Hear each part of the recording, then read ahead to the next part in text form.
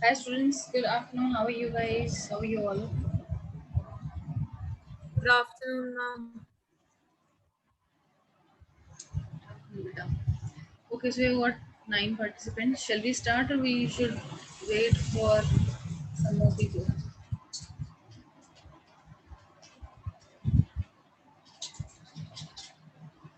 Okay, I'm going to just quickly finish the last topic which we were discussing yesterday.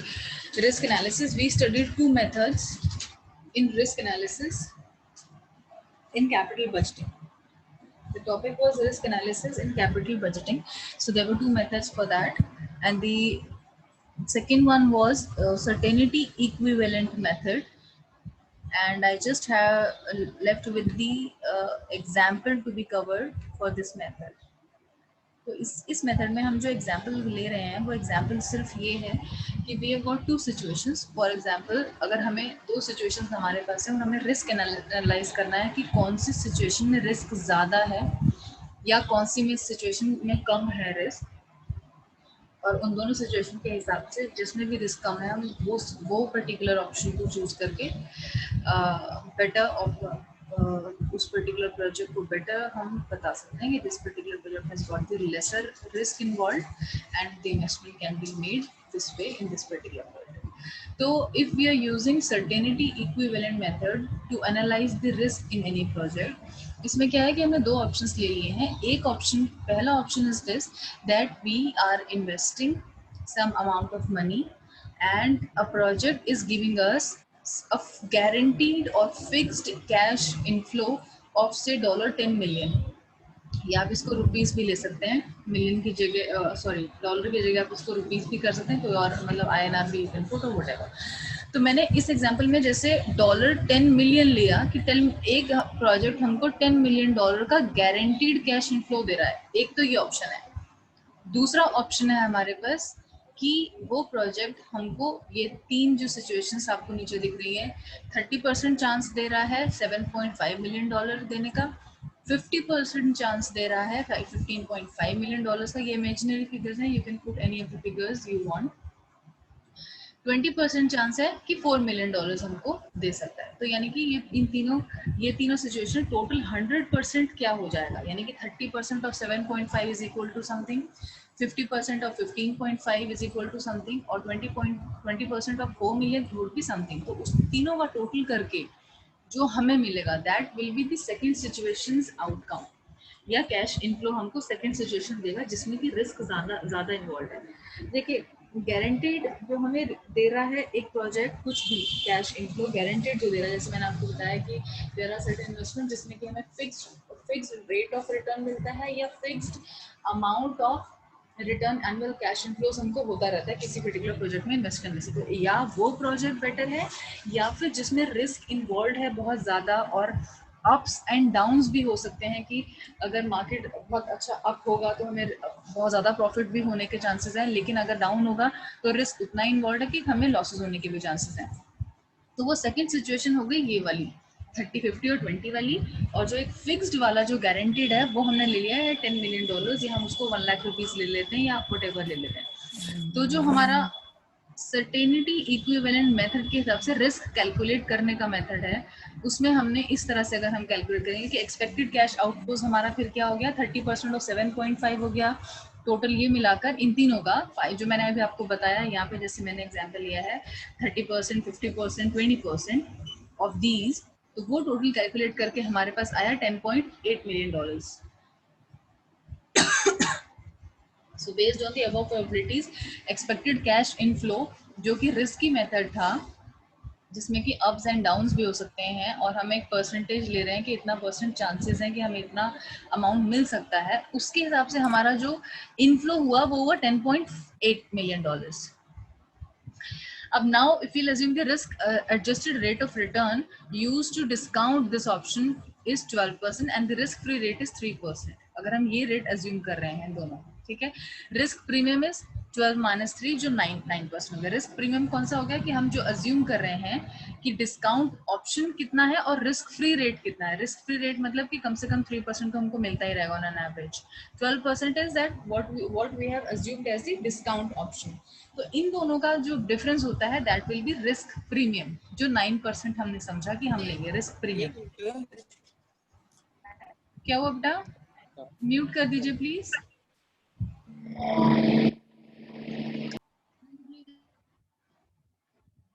Okay तो अब जो actual formula है certainty equivalent cash flow का जो formula है उसमें जब हम वैल्यूज पुट करेंगे 10.8 मिलियन डॉलर जो हमको मिला है वो पर्टिकुलर अमाउंट को हम अबव रख के नीचे हम 1 प्लस रिस्क प्रीमियम अगर रखेंगे, risk premium which is like 9% या 0.09 which will give you 9.908 million. तो हम इस फॉर्मूले से हमने ये अज्यूम करा कि अज्यूम नहीं करा, हमें जो रिजल्ट मिला वो ये मिला कि 9.908 मिलियन हमको मिल पाएगा अगर हम इस वाले मेथड से जाते हैं, ये वाला जो है assumption।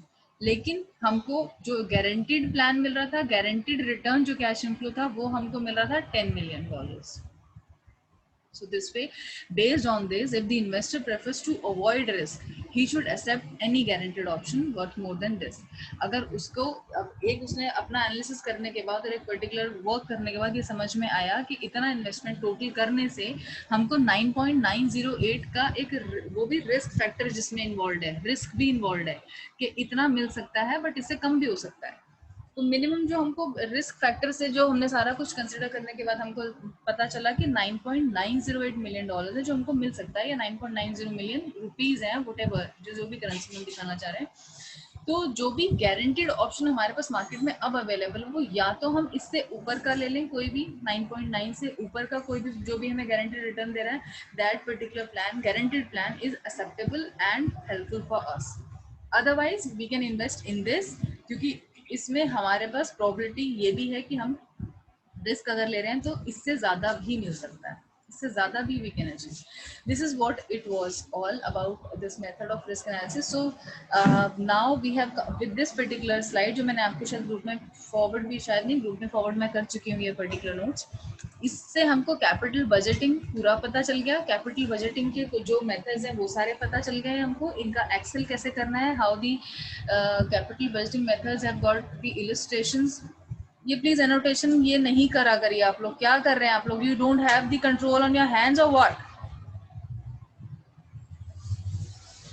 आर यू गाइस फूल्स और what? Who has done this? This particular method and topic, everything is completed now from my end. Capital budgeting, risk analysis in capital budgeting is completely done. I'm going to start with a new topic now.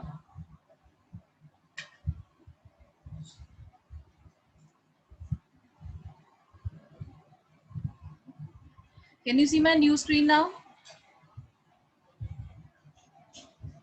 Yes, ma'am.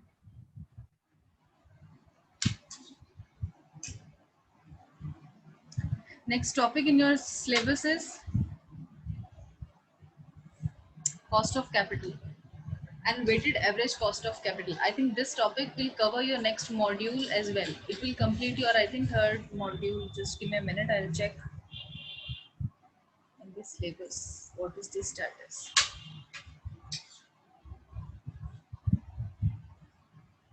Sorry, this particular topic will cover our second module.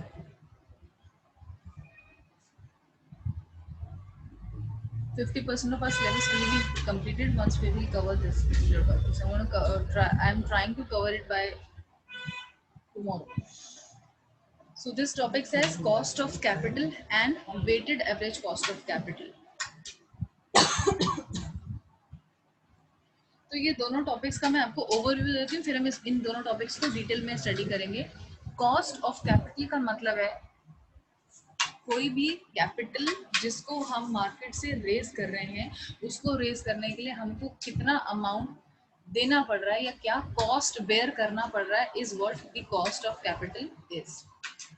For example, if you would want to raise, say, $10 million or $2 million or whatever amount we would want to raise as capital from the market, being the financial manager or financial head or financial management or financial department in the organization, it is our job to understand, study that what would be the cost of capital, या वो cost to procure a capital. Certain amount of money is required in the business and we will now have to analyze that what would be its cost, कि उतना पैसा हमको market से race करने के लिए पर मंथ या per annum का उसका क्या कॉस्ट लगेगा, क्योंकि nobody will be giving us their money to invest on a free basis. Everybody wants the return on their money.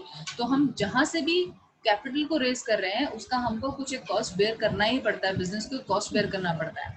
तो that what is that cost is basically the cost of capital. जैसे कि there can be some cost of equity shares, there can be some cost of preference shares या debentures का हमको interest पे करना पड़ता है, या कोई अगर हमने बैंक से लोन लिया तो उसका हमको इंटरेस्ट पे करना पड़ता है. वो कितना पे करना पड़ रहा है, 2%, 12%, 10%, what that becomes the cost of that particular type of capital or the source of capital. ठीक है. And the next topic which you can see is weighted average cost of capital. Weighted average का मतलब होगा कि now what we will do in this particular topic is that we will total the entire cost, जो भी different sources हमारे पास हैं, कि suppose हमने टोटल 10 लाख रुपीज रेज करा है, 2 लाख हमने इक्विटी शेयर से करा, 2 लाख हमने प्रेफरेंस शेयर से करा और बाकी 6 लाख हमने डिबेंचर से करा. तो टोटल हर एक सोर्स ऑफ कैपिटल का हमने इंडिविजुअल पहले कॉस्ट निकाल लिया कि इसका 2% आ गया इतना, इसका 5% आ गया इतना, टोटल हमने एक कॉस्ट निकाल लिया. टोटल कॉस्ट सपोज 10 लाख को रेज करने का हमको पड़ा 1 lakh rupees on an average. तो that becomes on an average जो मिला, that becomes the weighted average cost of capital. कि उसको टोटल जो भी हमारे पास सोर्सेज हैं उन सब टोटल सोर्सेज का हमने कॉस्ट को टोटल किया, डिवाइड कर दिया ऑन एन एवरेज कि हमें एवरेज इतना पड़ रहा है, that will be the average cost of weighted average cost of capital. कि हम ये समझ सकते हैं कि टोटल 10 लाख रुपए अगर हमने रेज किया हुआ है विद डिफरेंट सोर्सेज, तो उसका एवरेज जो है वो कॉस्ट हमें इतना देना पड़ रहा है. 7.5% हो सकता है, किसी का 10, किसी का 7, किसी का 12 अगर है तो हो सकता है ऑन एन एवरेज वो 10 आ जाए. Okay. Now we need to will study what exactly is cost of capital, या उसकी डेफिनेशन क्या होती है, या क्या यार्डस्टिक, कैसे हम कंट्रोल करते हैं, कैसे हम कैलकुलेट करते हैं, मेजर करते हैं, whatever. So the cost of capital is an important element as the basic input information in capital investment decision is this, कि क्या हम जब भी हम कभी कोई कैपिटल को रेज कर रहे हैं या पर्टिकुलर कैपिटल की इन्वेस्टमेंट को फर्दर हमें करना है, अगर क्योंकि हमने अगर मार्केट में से पैसा रेज किया as the capital and we have that capital now, अब उस पर्टिकुलर पैसे को हम इस हिसाब से भी इन्वेस्ट करें या किसी भी जगह पर हम यूज कर रहे हैं अगर in the business, that it is going to give us at least it will be earning us the cost of that capital also, plus it is also giving us some amount of profit over and above that. It's not that कि 10 lakh rupees हमने लिया market से और 10 लाख को हमने invest further कर दिया और हमने 11 लाख रुपीस अर्न किया. बट क्योंकि हमने यहाँ पर we will just if we will think that वो 1 lakh rupees is our profit, it is not our profit if we have raised that capital at the rate of 10% of the cost. हमने cost of capital को तो consider ही नहीं करा. So 10 lakh is the capital, cost of capital is 1 lakh. So actual वो cost जो हुआ capital, that is our 11 lakhs thing. And what we have to do is we have to make the investment decision in such a way that that particular investment is giving us at least more than 11 lakhs so that हमारा profit हो. If it is giving us only somewhere between 11 और lesser, then we are at the loss. हमारा कुछ काम करने का profit ही नहीं है, then we should not be continuing with that particular investment और the business whatever we are doing. तो कॉस्ट ऑफ कैपिटल एक बहुत इंपॉर्टेंट एलिमेंट है किसी भी फाइनेंस मैनेजर के लिए to take the decisions in the capital investment. जो हमने कैपिटल बजटिंग अभी तक इतना बड़ा टॉपिक पढ़ा है, it was all about the long term investments a finance manager does. Okay. Now cost of capital provides a yardstick. Yardstick होता है एक measurement tool, यानी कि it provides a yardstick to measure the worth of investment proposals and thus performs the role of accept and reject criteria. कि हम किस basis पर एक इन्वेस्टमेंट प्रोजेक्ट को या प्रपोजल को हम एक्सेप्ट कर सकते हैं या रिजेक्ट कर सकते हैं, वो बहुत इम्पोर्टेंट बेस करता है कॉस्ट ऑफ कैपिटल पर भी। अगर हम कॉस्ट ऑफ कैपिटल को नेग्लेक्ट करेंगे, उसको हम कैलकुलेट कर कर हम उसको कंसिडरेशन में नहीं लेंगे, then it can be a wrong decision of ours to accept or reject any proposal. We should be considering this cost also. It is also referred to as the cutoff rate, target rate, hurdle rate, minimum required rate of return, standard rate of return. Means this particular rate of return, cost of capital जो है वो हमें minimum तो earn करना ही है उस particular capital को इन्वेस्टमेंट करके, otherwise we will be in loss. Okay,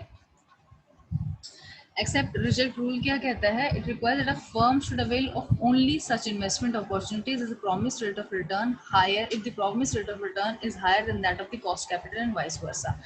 यानी कि जैसे एक एग्जांपल मैंने आपको दिया that we have to raise a capital of suppose 10 lakh rupees की कैपिटल रेज करनी है और उसका कॉस्ट आया 1 लाख रुपीज से 10% के रेट ऑफ इंटरेस्ट से हमको वो कैपिटल रेज हुआ है, तो टोटल अब हमारा 10 लाख प्लस हमें उसको उसके ऊपर जो एनुअली हमको पैसा देना है कॉस्ट इज 1 लाख। तो अब हम उस पर्टिकुलर 10 लाख रुपीज को कहीं पर भी इन्वेस्ट करेंगे तो it should give us the return of more than 11 lakhs, तभी वो प्रोजेक्ट को हमको एक्सेप्ट करना चाहिए, otherwise we should be rejecting that proposal and we should not be investing that particular capital amount into any proposal और any project. ठीक है, if rate of return is greater than that of cost of capital, यानी कि cost of capital अगर 10% है तो rate of return हमें कम से कम उस कैपिटल का 12% है या 13% है या 20% है, तभी हमें प्रॉफिट है। अदरवाइज इट इज अगर दोनों चीजें सेम है, कॉस्ट ऑफ कैपिटल भी सेम है और रेट ऑफ रिटर्न भी सेम है, तो इसका मतलब we are working at no profit no loss situation, कि हमने पैसा उठाया और पैसा लगा दिया, उतना ही पैसा अर्न कर लिया जितना लगाया था, so there is no profit and there is no use of that also. But अगर rate of return is lesser than that of cost of capital, वो सिचुएशन है कि हमको लॉस है। The cost of capital provides a rational mechanism of making optimum investment decision. Cost of capital समझ आ गया क्या है, rate of return समझ आ गया क्या है। Rate of return is basically the rate which gives us the cash flow or the profit by making any investment through that capital which we have raised. And cost of capital is basically the cost or the interest or anything which we are paying to the investors for investing their capital or their money in our capital, in our company.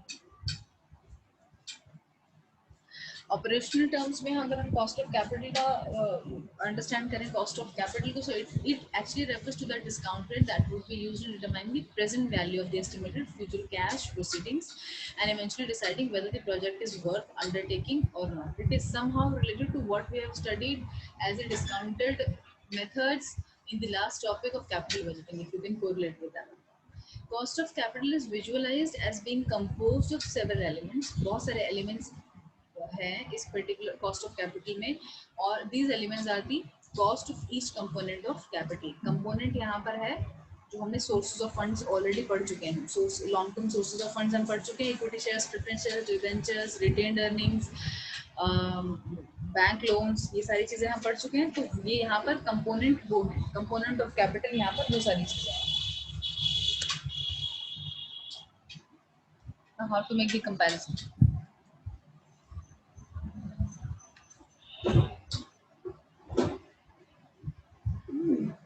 How we will compute? The first step in the measurement of the cost of capital of the firm is the calculation of the cost of individual source of raising funds. पहला step हमारा ये है, जब भी हम computation कर रहे हैं, अब हम क्या कर रहे हैं, एक्चुअल में कंप्यूट कर रहे हैं किसी भी सोर्स ऑफ फंड की कॉस्ट को।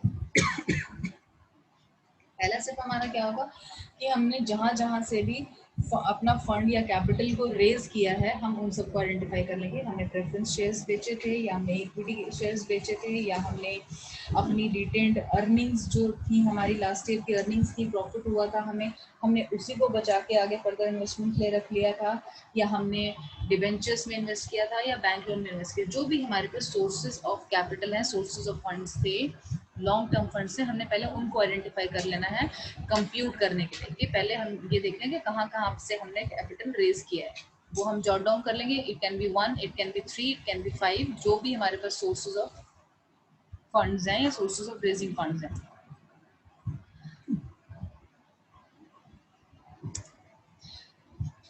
Now it becomes, once we have already jot down these points कि हमने कहाँ कहाँ से sources of जो भी हमारे funds हैं जहाँ से भी हमने capital raise किया है, अब cost of funds raised through debt in the form of debentures or loans or whatever.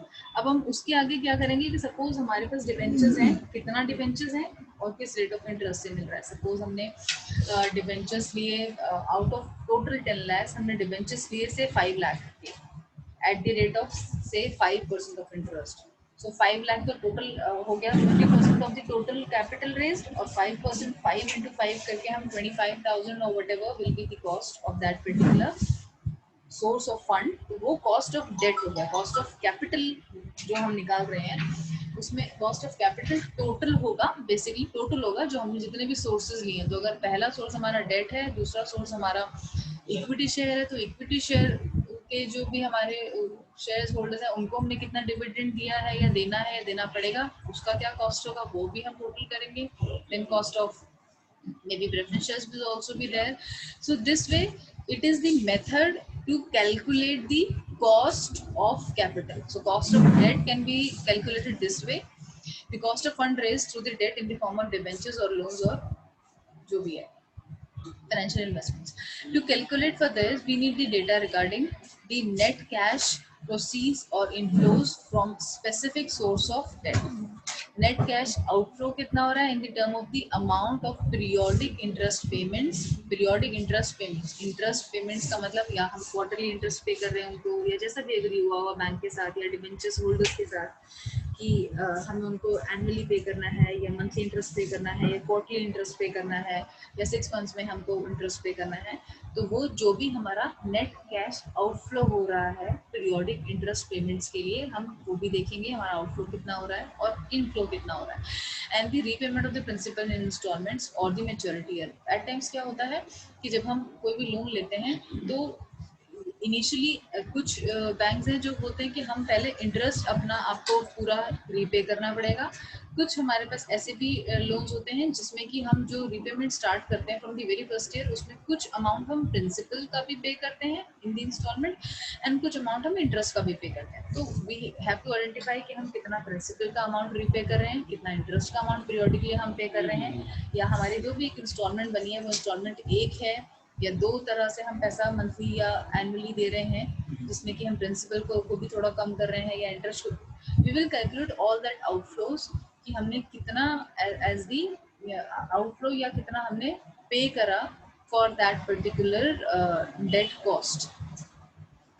Interest rate is the basis of the cost as it is legal commitment, क्योंकि interest rate मेन है जो हमने at the time of the issuance जो हम raise करते हैं capital तभी वो डिसाइड होता है कि इंटरेस्ट रेट कितना रहेगा. At times there are certain you can say loans in the market which will help us to identify the fixed rate of return, fixed rate of interest basically which we will have to pay. At times there are loans which are available in the market which are depending upon the market rates or the market risks. If the market will go up तो interest rate भी high हो सकता है, that will give us the more loss. तो generally जो companies हैं या being the finance manager it is our duty to actually go for those options which gives us the fixed rate of interest so that we are aware कि ठीक है हमें 5% देना है, 10% देना है. Otherwise if it is fluctuating और variable interest rate then it depends on the future uncertainty, and if in any case the market is not that good and the interest rate goes high then it is more of a loss to us.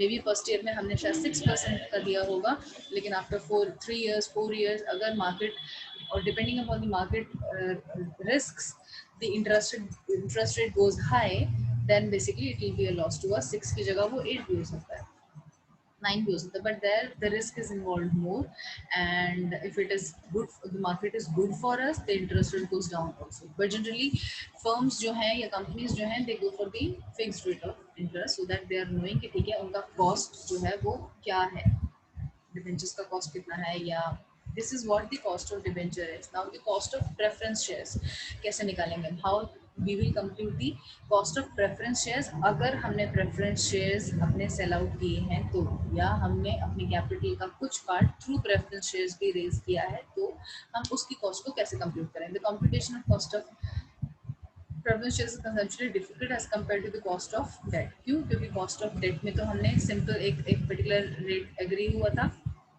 In the case of debt, the interest rate is based on the calculating cost, because the payment of specific amount of interest is a legal commitment on the part of the firm.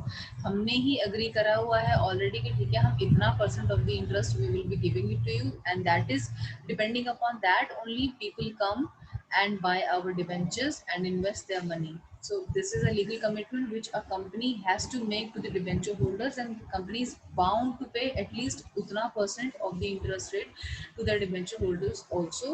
But preference shares के पास इतना obligation, because shares जो होते हैं share holders, जब हमने sources of capital पढ़ा था तब मैंने ये बताया था आपको कि प्रेफरेंस शेयर्स हो या इक्विटी शेयर्स हो, शेयर होल्डर्स को डिविडेंड मिलता है, इंटरेस्ट नहीं मिलता है. पहली बात तो dividend, whatever they get as the return on their investment, they will get it in the form of dividend, which is not a very legal commitment. But yes, preference shares have they have the preference to get the dividend over equity shareholders. Although this is also decided, pre-decided, that what uh, fixed rate of dividend they will get, as far as the cost of preference shares is concerned. And they are these these shareholders basically are the better shareholders as far as the equity shareholders are concerned, because unka kuch bhi fix nahi hota hai. If the company is in profit, they will get it. If it is not, they will not get it. So the cost of preference shares basically it is somehow difficult in order to calculate the cost of debt, but we will be calculating whatever the cost of preference shares we will have. कि इस साल हमने इतना dividend preference share holders को दिया है. Now they are having the fixed right to receive the dividend also. जैसे मैंने बोला फिक्स्ड रेट इनका भी होता है, and they also have the preferential right, preference होता है इन लोगों के पास, इन शेयर होल्डर्स के पास, as regard to the payment of the principal as compare to the ordinary share holders. यहाँ पर ऑर्डिनरी शेयर होल्डर्स कौन है? Equity share holders. कि इनके पास एक फिक्स्ड, इनके पास ये भी है कि इनको कितना डिविडेंड मिलेगा, प्लस कितने टाइम के बाद इनको प्रिंसिपल पैसा अपना वापस मिल जाएगा, वो भी इनको श्योर होता है. Firms can be expected to pay the stipulated dividend if there are sufficient profits. इतना जरूर कर सकते हैं कि प्रेफरेंस शेयर होल्डर्स का डिविडेंड अगर कंपनी को सपोज इस टाइम में, इस ईयर में, जैसे मैंने sources of long term finance जो भी थे हमारे फंड्स, उसमें मैंने आपको बताया था कि प्रेफरेंस शेयर होल्डर्स का डिविडेंड अगर कंपनी के पास लॉसेज में है इस ईयर, तो वो रोक सकती है कि हम अभी इस ईयर आपको डिविडेंड नहीं दे रहे. बट ऐसा नहीं होगा कि वो डिविडेंड मिलेगा नहीं. It can be paid when the company will be back with the profits. May be next year वो आपको अरियर के साथ दे देगी. So they have got the preferential right as far as कि प्रिंसिपल इनका कब रिटर्न होगा, और दूसरा कि जब हमारे पास सफिशिएंट प्रॉफिट्स होंगे तब हम इनको डिविडेंड उस ईयर का भी देंगे, और अगर पिछला कुछ बचा हुआ है तो वो भी हम सारा कुछ देंगे. Stipulated dividend on preference shares like the interest on debt constitutes the basis for the calculation of the cost of preference shares. Cost of preference shares may also be defined as the dividend expected by the preference shareholders. कि preference shareholders इस year कितना dividend expect कर रहे हैं, what exactly we have agreed as the dividend to be paid to the preference shareholders is basically their cost. तो हम क्या कर रहे हैं, हम एक एक जो भी हमारी कैपिटल के सोर्सेज हैं, जैसे हमने पहले कॉस्ट ऑफ डेट को कैलकुलेट कर लिया, कैसे हम कंप्यूट करेंगे उसका कॉस्ट, यानी कि कॉस्ट ऑफ डेट कैसे कंप्यूट किया, वो टोटल करके करके हमने अपने पास एक नोट कर लिया. ठीक है, this would be the cost for debt. Now how we will be, what amount of dividend we will be distributing और giving to the preference share holders is the cost of preference shares. Now अगर हमने equity capital भी raise किया हुआ है तो उसका क्या कॉस्ट रहेगा. Now this particular cost is the most controversial और सबसे डिफिकल्ट यही कॉस्ट है. क्यों? क्योंकि इक्विटी कैपिटल जो हमने रेज किया हुआ है, इक्विटी शेयर होल्डर्स को हम कुछ अग्री नहीं करते हैं कि आपको इतना फिक्स डिविडेंड मिलेगा ही मिलेगा. If we want that we do not have the profits this year, we will give nothing to the equity shareholders. They will get nothing out of it. They cannot even claim कि हमें इस year कुछ तो देना चाहिए. अगर company ने बोल दिया we are in losses and we are not going to pay anything as dividend to equity shareholders, they cannot claim because nothing has been agreed when those were issued. Next year भी अगर loss है तो उस year का भी dividend उनको नहीं मिलेगा. मतलब जैसे प्रेफरेंस शेयर होल्डर्स का भी डिविडेंड रोक तो लेती है कंपनी, बट अरियर के साथ फ्यूचर में दे देती है. इक्विटी कैपिटल शेयर होल्डर्स जो होते हैं उनको नहीं देती है. इसी वजह से इस पर्टिकुलर कैपिटल का कॉस्ट कैलकुलेट करना सबसे डिफिकल्ट है. हमें पता ही नहीं है. It will be depending on future या ईयर वाइज हम देखेंगे कि हम इस ईयर में कितना करने वाले हैं. We will pay to everybody all other sources. Debentures को भी दे देंगे, बैंक को भी इंटरेस्ट दे देंगे, प्रेफरेंस शेयर होल्डर्स को भी डिविडेंड बांट देंगे. उसके बाद अगर कुछ हमारे पास प्रॉफिट बचता है और हमें लगता है कि वो रिटर्न अर्निंग्स हमको फ्यूचर में फर्दर फिर से इन्वेस्ट करने के लिए रखना है, तो कंपनी वो भी रखती है. और उसके बाद अगर कुछ बचता है तो वो इक्विटी शेयर होल्डर्स को मिलता है. तो कॉस्ट इसकी क्या रहेगी वो डिटरमाइन करना हमारे लिए थोड़ा डिफिकल्ट होता है. The return to the equity share holders only depends on upon the discretion of the companies management. Discretion का मतलब होता है कि जो कंप्लीटली मैनेजमेंट के पावर में है. मैनेजमेंट ने जैसा डिसाइड कर लिया. मैनेजमेंट ने अगर ये कहते हैं कि नहीं हमें हमें सपोज एक ह्यूज अमाउंट ऑफ प्रॉफिट हुआ भी है, इस ईयर हुआ भी है, बट अगर उन्हें लगता है कि उतना प्रॉफिट को उन्हें किसी न्यू प्रोजेक्ट में लगाना है या कंपनी की एक्सपेंशन में लगाना है, तो वो उस पर्टिकुलर प्रॉफिट को एज रिटेन्ड अर्निंग्स अपने पास रख भी लेती है, रिटेन कर लेती है उन अर्निंग्स को. And it also becomes as the next source of the funds for their next year. अगले साल की रूटीन एक्सपेंसेस के लिए वो उसको रिटेन भी कर लेती है और इक्विटी शेयर होल्डर्स को डिक्लेयर कर देती है that we will not be distributing any dividend to equity share holders. और दूसरी बात, इक्विटी शेयर होल्डर्स को ये भी नहीं पता कि उनका जो प्रिंसिपल पैसा है वो कब मिलेगा. कब मिलेगा इन द सेंस कि it they can not claim it back until the company is closed. या तो कंपनी बंद हो जाए तभी उनको वो पैसा मिलेगा, otherwise they can not claim their principal back until the company is continued. But preference share holders को प्रिंसिपल मिल जाता है वापस. डिवेंचर होल्डर्स को भी प्रिंसिपल पता होता है कि कब मिलेगा, 10 साल 15 साल 20 साल जो एक फिक्स टाइम के लिए इशू होते हैं उसके बाद. तो इसका कॉस्ट को कैलकुलेट करना is most difficult, but decision हो जाता है before the end of the year, before the end of the financial every financial year ये डिसीजन हो जाता है कि कितना हम इक्विटी शेयर होल्डर्स को डिविडेंड डिस्ट्रीब्यूट कर रहे हैं. तो वो कॉस्ट ऑफ इक्विटी कैपिटल हम अपना कंसिडर कर लेंगे कि okay for this particular the equity capital cost is this. Preference हम ऑलरेडी कैलकुलेट कर चुके हैं, डिबेंचर का हम कॉस्ट ऑलरेडी कैलकुलेट कर चुका है, इक्विटी का भी हमने देख लिया कि हमारा इतना है और हम इतना पे करने वाले हैं या नहीं करने वाले हैं, तो जीरो हम उसको कंसिडर कर लेंगे that the cost of equity capital for a respective year is zero.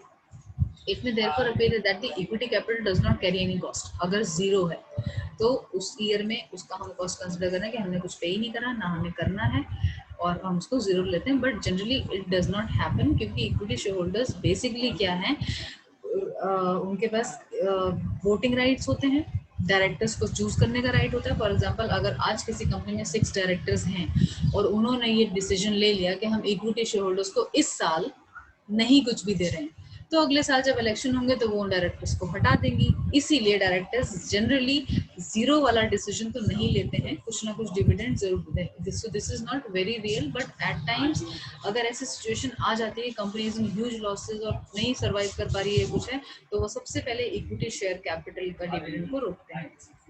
ठीक है, और उस ईयर में अपनी cost of capital for equity shares को जीरो कंसिडर करते हैं.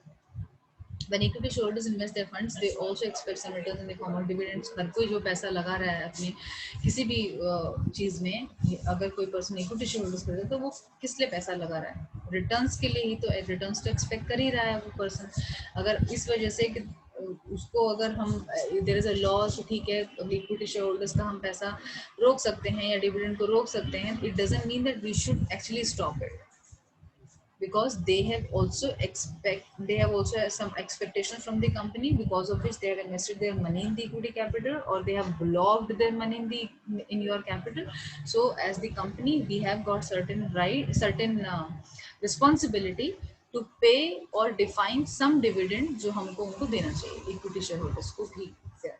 If the company does not meet the requirements or the expectations of its shareholders and does not pay the dividends, it will have an adverse effect on the market price of the shares. उनके market price भी गिर सकता है. और next time में सबसे बड़ी बात है कि whenever there will be the elections या annual meetings हुआ करेंगी, general annual meetings होती हैं companies की, उसमें equity shareholders भी part रहते हैं. They can then claim कि ऐसा हुआ हमारे साथ, वैसा हुआ, या वो अपना point of cost रखेंगे. So then it becomes very difficult the directors to actually answer everybody of them. और इतना voluminous लोगों को answer करना कि हमने क्यों नहीं तुम्हें dividend दिया, that can also give us the adverse effect on the company. और अगर अपने ही equity shareholders को हम happy नहीं रख सकेंगे तो we would not be able to work happily or use their funds in a better way. या इन्वेस्टमेंट ही ठीक नहीं कर पाएंगे हम, या काम ही ठीक नहीं कर पाएंगे. So relatively the cost of equity capital is higher. It involves higher degree of financial risk also. मतलब कोई भी इक्विटी शेयर होल्डर जो पैसा अपना लगा रहा है उसके पास डिग्री ऑफ रिस्क जो है वो बाकी सब जो कैपिटल हैं, सोर्सेज ऑफ कैपिटल हैं, उनसे ज़्यादा रहता है, क्योंकि इनका पैसा एट टाइम्स डिविडेंड को डिक्लेयर कंपनी कर सकती है कि हमारे पास नहीं है. अगर लॉस में है तो नहीं करती है, जनरली कंपनी नहीं देती है डिविडेंड, रोक लेती है और एरियर भी नहीं मिलेगा.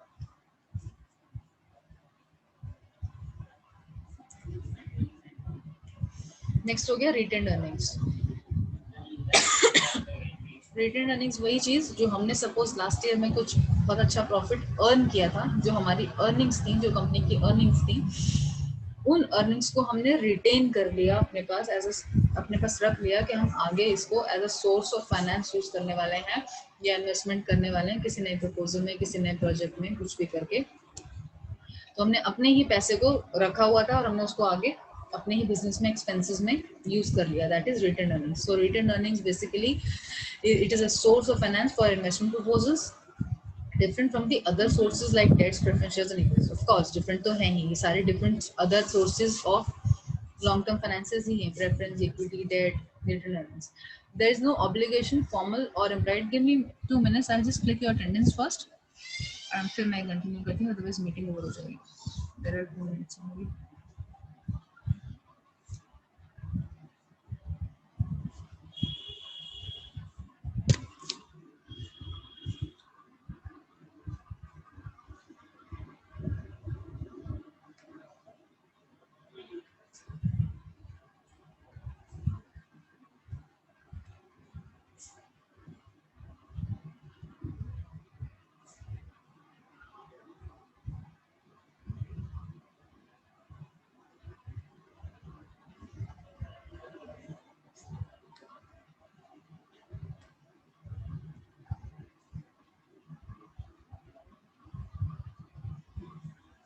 ओके, सो रिटेन अर्निंग्स की कॉस्ट को कैसे कैलकुलेट करेंगे? तो हमारा अपना पैसा है, क्या इसकी कोई कॉस्ट होती है? हमारा अपना ही पैसा जो हमने प्रॉफिट अर्न किया उसी को हमने आगे रख लिया अपने पास और ये सोचा कि हमारे पास शायद वो बैंक में पड़ा है या वो पैसा कहीं पर भी हमने उसको सेव किया है, रिटेन कर लिया है अपने पास in order to invest it in some other project. There is no obligation formally implied on the firm to pay a return on return. Of course, retained earnings जो है वो हमारी अपनी earnings हैं और कंपनी का पैसा है. Suppose if I am the owner of the company और मुझे अपनी कंपनी से कुछ earnings हुआ है तो वो मेरा अपना पैसा है, तो क्या उन earnings पे मैं अपने आप को return दूंगी? It is not an obligation. कोई रिटर्न हमारे पास उसको उसके ऊपर देना, रिटर्न अर्निंग्स के ऊपर कुछ रिटर्न देना, ऐसा कोई फॉर्मल या लीगल प्रोसेस नहीं है. लीगल कोई हमारे कंपनी के ऊपर ऑब्लिगेशन नहीं आता अगर वो नहीं देगी. So retained earnings may appear to carry no cost since they represent funds which have not been raised from outside. Retained earnings ही एक ऐसा source of finance है हमारे पास जो हमने बाहर से किसी से नहीं लिया हुआ और हमारी अपनी earnings हैं जो हमने प्रॉफिट अर्न किया है. और इसलिए बहुत सारी कंपनीज के पास जनरली वो उसके ऊपर नहीं दिखाती कि हम कुछ पे कर रहे हैं. ऑब्वियसली क्यों पे करेंगे? क्योंकि विद इन ये हमारा इंटरनल प्रॉफिट है जो हमारी कंपनी ने मेक किया है लास्ट ईयर में हमने बनाया है प्रॉफिट और हम इस ईयर में इसको यूज कर रहे हैं और बाहर से हमने इसको रेज नहीं किया हुआ. तो जनरली रिटेन्ड अर्निंग्स का कॉस्ट नहीं होता है. But if company wants to show something कि नहीं हमने ये रिटेन अर्निंग्स को यहाँ पर इन्वेस्ट करा है, अगर हम इसको कहीं और इन्वेस्ट करते या आगे किसी को दे देते तो हम शायद कुछ इंटरेस्ट अर्न करते, उस तौर पर अगर कंपनी उस पर्टिकुलर रिटेन अर्निंग्स को कुछ कॉस्ट दिखाना चाहती है तो वो इन्वॉल्व कर देती है। कुछ कंपनी ऐसा कर देती है कि नहीं हम रिटेन अर्निंग्स को भी कॉस्ट हम रखेंगे, कुछ तो कॉस्ट हम रखेंगे because we have earned this by paying something. ठीक है, ये साइड को मैं नेक्स्ट टाइम से करूंगी because meeting is about to over. So retain earning